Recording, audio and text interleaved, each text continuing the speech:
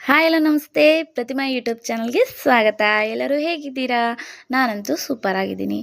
Almost ನಿಮಗೆಲ್ಲರಿಗೂ ಗೊತ್ತೇ ಇದೆ ಯಾಕೆ ವಿಡಿಯೋ ಮಾಡ್ತಾ ಇದ್ದೀನಿ ಅಂತ. ನಾವಿವತ್ತು 4ನೇ ಮಂಗಳವಾರಕ್ಕೆ ಹೊರವಾರ ಅಂತ ಹೊರಗಡೆ ಬಂದಿದ್ದೀವಿ. ಇನ್ನೊಂದು ಮಂಗಳವಾರ ಇದೆ, ಅದು ಲಾಸ್ಟ್ ಮಂಗಳವಾರ. ನಾನು ನನ್ನ ಗಂಡ ನನ್ನ ಮಕ್ಕಳು ಬಂದಿರೋದು ಸಿದ್ಧಾರೂಢ ಮಠಕ್ಕೆ, ಹುಬ್ಬಳ್ಳಿ. ಈ ಮಠದಲ್ಲಿ ತುಂಬಾ ಮೆಮೊರೀಸ್ ಇದೆ ನನಗೆ, ತುಂಬಾ ಧೈರ್ಯ ಕೂಡ ಇದೆ. ತುಂಬಾ ಶಕ್ತಿಶಾಲಿ ಸಿದ್ಧಾರೂಢ ಅಜ್ಜನ ದರ್ಶನ ಪಡೆಯೋಕ್ಕೆ ತುಂಬಾ ಪುಣ್ಯ ಮಾಡಿದ್ದೀನಿ.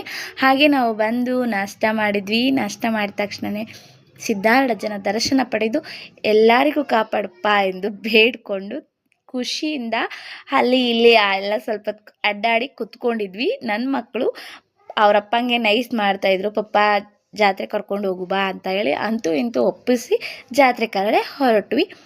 ಹಾಗೆ 12:30 ಆಗಿತ್ತು. ಹಾಗಾಗಿ ಸ್ವಲ್ಪ ಜಾತ್ರೆ ಕಡೆ ಅಡ್ಡಾಡ್ಕೊಂಬರೋಣ ಅಂತ ಹೊರಟ್ವಿ. ಹಾಗೆ ಎಲ್ಲ ಕಡೆ ನೋಡ್ತಾ ಇದ್ವಿ.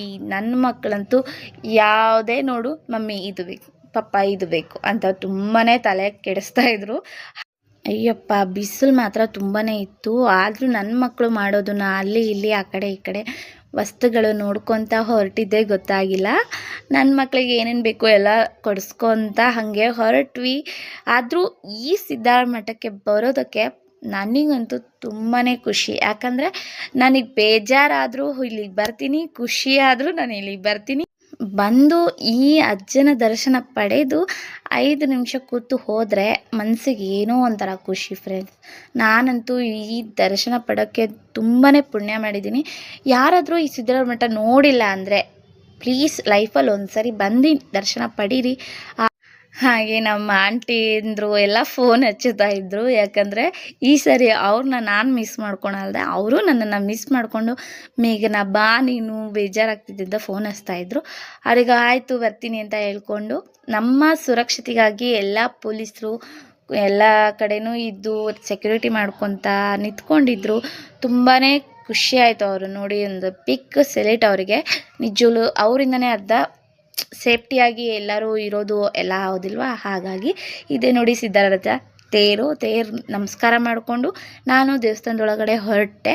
ನಮ್ಮ ಮನೆಯವರು ಸ್ವಲ್ಪ ಬಿಸಿಲಿದಿಂದ ಹುಡುಗರು ಕಿರಿಕಿರಿ ಮಾಡ್ತಾ ಇದ್ರಿಂದ ಹಾಗಾಗಿ ಬರ್ತಾ ಇರ್ತೀವಲ್ಲ, ನಾನು ಇಲ್ಲೇ ಹೊರಗಡೆ ಕೂತ್ಕೊತೀವಿ ಅಂದರು. ಹಾಗಾಗಿ ನಾನೊಬ್ಬಳೇ ಒಳಗಡೆ ಹೋಗಿ ಅಜ್ಜನ ದರ್ಶನ ಪಡೆದು ಮತ್ತೆ ಪಕ್ಕದಲ್ಲಿ ಇನ್ನೊಂದು ದೇವಸ್ಥಾನ ಇದೆ, ಸಿದ್ಧಾರೂಢಜ್ಜನ ದೇವಸ್ಥಾನ. ಅಲ್ಲೂ ಒಳಗಡೆ ಹೋಗೋಕ್ಕಾಗಲಿಲ್ಲ, ತುಂಬಾ ರಶ್ ಇತ್ತು. ನೋಡ್ತಾ ಇದ್ದೀರಲ್ಲ ನೀವು, ತುಂಬಾ ರಶ್ ಇತ್ತು. ಹಾಗಾಗಿ ಹೊರಗಡೆಯಿಂದಲೇ ನಮಸ್ಕಾರ ಮಾಡಿ ನಮ್ಮ ಮನೆಯಲ್ಲಿರೋದು ಕಡೆ ನಾನು ಬಂದೆ.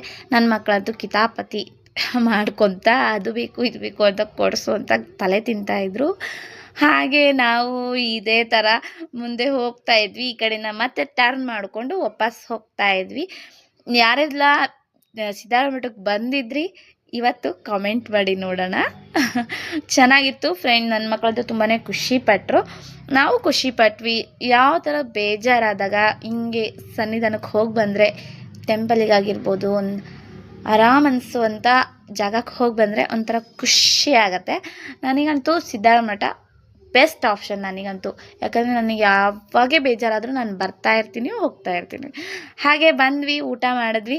ನನ್ನ ಮಗಗೆ ತಂದಿರೋ ಪಿಸ್ತಲು ಸ್ವಲ್ಪ ಜೋಡಿಸ್ಕೊಡ್ಬೇಕಿತ್ತು, ಅದೇ ಜೋಡಿಸ್ಕೊಡ್ತಾಯಿದ್ರು ನಮ್ಮ ಮನೆಯವರು. ಹಾಗೆ ಟೈಮ್ ಆಯಿತು, ಇಷ್ಟು 3:30 ಆಗಿತ್ತು. ನಮ್ಮ ಮನೆಯವರು ಲಾಸ್ಟ್ ಬಸ್ ಆದರೆ ರಶ್ ಆಗುತ್ತೆ, ಹೀಗೆ ಹೋಗೋಣ ಬಾ ಅಂತ ಬಂದ್ವಿ.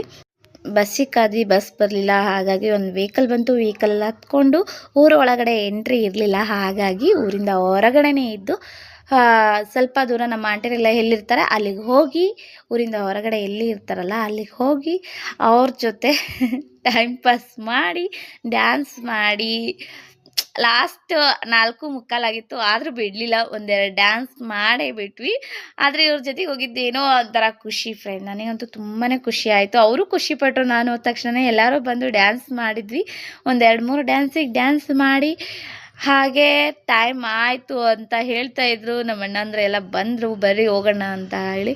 ಹಾಗಾಗಿ 1-2 ಸ್ಟೆಪ್ ಹಾಕಿ ಮುಂದಿನ ವಾರ ಅಂತೂ ಫುಲ್ ಎಂಜಾಯ್ ಮಾಡಬೇಕು ಅಂತ ಪ್ಲ್ಯಾನ್ ಹಾಕ್ಕೊಂಡಿದ್ದೀವಿ. ಯಾಕಂದರೆ ಲಾಸ್ಟ್ 5ನೇ ಮಂಗಳವಾರ. ಮತ್ತೆ ಅವಾಗ ಈ ಥರ ಸೇರ್ತೀವೋ ಇಲ್ಲೋ ಗೊತ್ತಿಲ್ಲ. ಮತ್ತು 5 ವರ್ಷ ಬಿಟ್ಟು ಈ ಥರ 5 ವಾರ ಹೊರಗಡೆ ಹೋಗೋದು ಬರೋದು. 5 ವರ್ಷಕ್ಕೊಮ್ಮೆ ಇಲ್ಲಿ ದ್ಯಾಮವ್ವನ ಜಾತ್ರೆ. ಹಾಗಾಗಿ ಅದರಲ್ಲೂ ಒಬ್ಬರು ಆಂಟಿ ಕೇಳಿದ್ರು ನನಗೆ, ಇನ್ನು 5 ವರ್ಷ ಬಿಟ್ಟು ಮತ್ತೆ ಸಿಗ್ತೀವೋ ಇಲ್ವೋ ಅಲ್ವಾ ಅಂತ. ಬಟ್ ನನಗಂತೂ ಮನೆಗೆ ಬಂದಮೇಲೆ ಅದೇ ಯೋಚನೆ ಬಂತು ಅಲ್ವಾ, ನಾವು ಈಗ ಇಷ್ಟು ಖುಷಿಯಿಂದ ಇದ್ದೀವಿ, ಮುಂದೆ ಏನೋ ಇರೋ ಅಷ್ಟು ದಿನ ಚೆನ್ನಾಗಿರಬೇಕು ಅಲ್ವಾ. ಅದೇ ಥರ ನೀವು ಸಿಕ್ಕಿದ ಟೈಮಲ್ಲಿ ಖುಷಿಯಾಗಿರಿ. Thank you. ಇಷ್ಟು ಎಲ್ಲ ಮುಗೀತಿದ್ದಂಗೆ ಮನೆಗೆ ಹೋಗೋ ಟೈಮ್ ಆಗೋಯ್ತು. ನೋಡಿದ್ರಲ್ಲ ಇವತ್ತಿನ ದಿನ ಎಲ್ಲ ಹೇಗಿತ್ತು, ನಾವು ಹೇಗೆಲ್ಲ ಎಂಜಾಯ್ ಮಾಡಿದ್ವಿ ಅಂತ. ನನ್ನ ಫ್ಯಾಮಿಲಿ ಜೊತೆ, ನನ್ನ ಆಂಟಿರ ಜೊತೆ ಎಲ್ಲ ಹೇಗೆ ಎಂಜಾಯ್ ಮಾಡಿದೆ ಅಂತ ಹೀಗೆ ನೆಕ್ಸ್ಟ್ ವೀಡಿಯೋದಲ್ಲಿ ನೋಡ್ತಾ ಇದ್ವಿ. ನೆಕ್ಸ್ಟ್ ವೀಡಿಯೋದಂತೂ ತುಂಬಾ ಚೆನ್ನಾಗಿರುತ್ತೆ. ಅಷ್ಟು ಚೆನ್ನಾಗಿ ಎಂಜಾಯ್ ಮಾಡಬೇಕು ಅಂದ್ಕೊಂಡಿದ್ದೀವಿ. ಯಾಕಂದರೆ ಲಾಸ್ಟ್ ವಾರ ಅದು ನಮಗೆ ಮಂಗಳವಾರ, ಲಾಸ್ಟ್ ಮಂಗಳವಾರ ಊರಿಂದ ಹೊರಗಡೆ ಹೋಗೋ ವಾರ ಮುಗಿಯುತ್ತೆ. ಇದೇ ಲಾಸ್ಟ್ ವಾರ ಆಗುತ್ತೆ, ಮುಂದಿನ ಮಂಗಳವಾರ. ಆವಾಗ ಹೇಗೆಲ್ಲ ಇರುತ್ತೆ ಅಂತ ವಿಡಿಯೋ ಮಾಡ್ತೀನಿ. ಸ್ವಲ್ಪ ಸುಸ್ತಾಗಿದೆ, ಅದಕ್ಕೆ ಉಸಿರಾಡೋಕ್ಕಾಗ್ತಾಯಿಲ್ಲ. ನೆಕ್ಸ್ಟ್ ವಿಡಿಯೋದಲ್ಲಿ ಸಿಗ್ತೀನಿ. Bye bye. Thank you. ಎಲ್ಲರೂ ಹೀಗೆ ಸಪೋರ್ಟ್ ಮಾಡಿ. Thank you so much.